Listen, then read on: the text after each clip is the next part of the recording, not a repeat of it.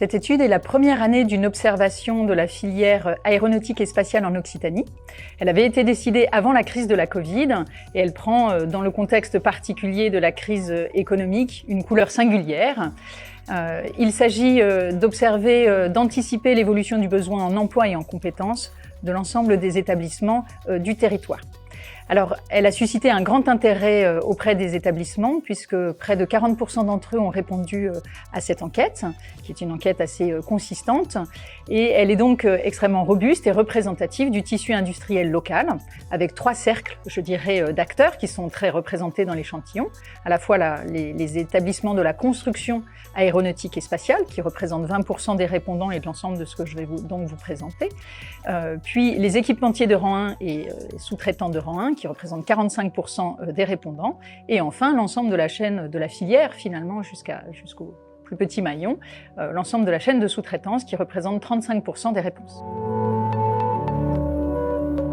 La filière a été très fortement touchée par la crise économique consécutive à la Covid. 96% des établissements nous disent avoir connu une forte baisse de leur chiffre d'affaires. Pour 75% des établissements, celle-ci a été de plus de 25%, qui est, par rapport à la période précédente, plutôt de croissance et de bonne dynamique du secteur, vraiment une rupture économique et business extrêmement forte. Alors, la plupart de ces établissements, également 3 établissements sur 4, anticipent une crise longue. Et c'est ce qui fait la caractéristique, la particularité de cette rupture, parce que non seulement elle est abrupte et d'une ampleur incroyable, mais en plus, elle est anticipée comme durable. Dans ce contexte, les aides de l'État ont eu un rôle crucial, puisqu'elles ont permis pour 50% des établissements de protéger, à tout le moins en décembre 2020, date à laquelle nous les avons interrogés, donc de protéger l'emploi. Néanmoins, pour 40% des établissements, elles n'ont pas été suffisantes compte tenu de l'ampleur de la crise. Bien sûr, elles ont été utiles, mais elles n'ont pas été suffisantes pour limiter les licenciements. Face à l'ampleur de la crise, en fait, seuls 30% des établissements ont réussi à maintenir l'emploi, qu'il s'agisse à la fois de leurs effectifs intérim ou de leur emploi salarié en propre. De fait, 50% des établissements, donc un établissement sur 2, a fait le choix, a été contraint de réduire, et souvent de 100%, leurs effectifs d'intérimaires. Et 60% des établissements, ce qui est vraiment colossal, 60% des établissements ont connu des baisses d'effectifs, ont dû se résoudre à des baisses d'effectifs, souvent de 10, voire 20% de leurs salariés. C'est le cas de 20% des établissements qui ont réduit en 2020 de 20% leurs effectifs.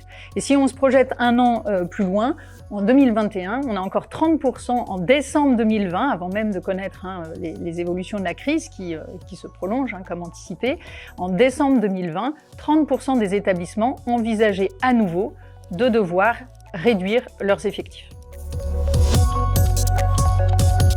La crise économique a finalement 2 répercussions. D'une part, elle limite la visibilité sur l'activité, bien sûr, et par ailleurs, elle a stimulé l'innovation. Et dans ce contexte, du coup, les entreprises ont réagi de 2 manières. Certaines, c'est le cas d'un établissement sur 3, ont décalé leur calendrier de réalisation de leurs objectifs stratégiques. D'autres, et c'est la majorité des cas, il s'agit d'un établissement sur 2, ont modifié significativement ses priorités.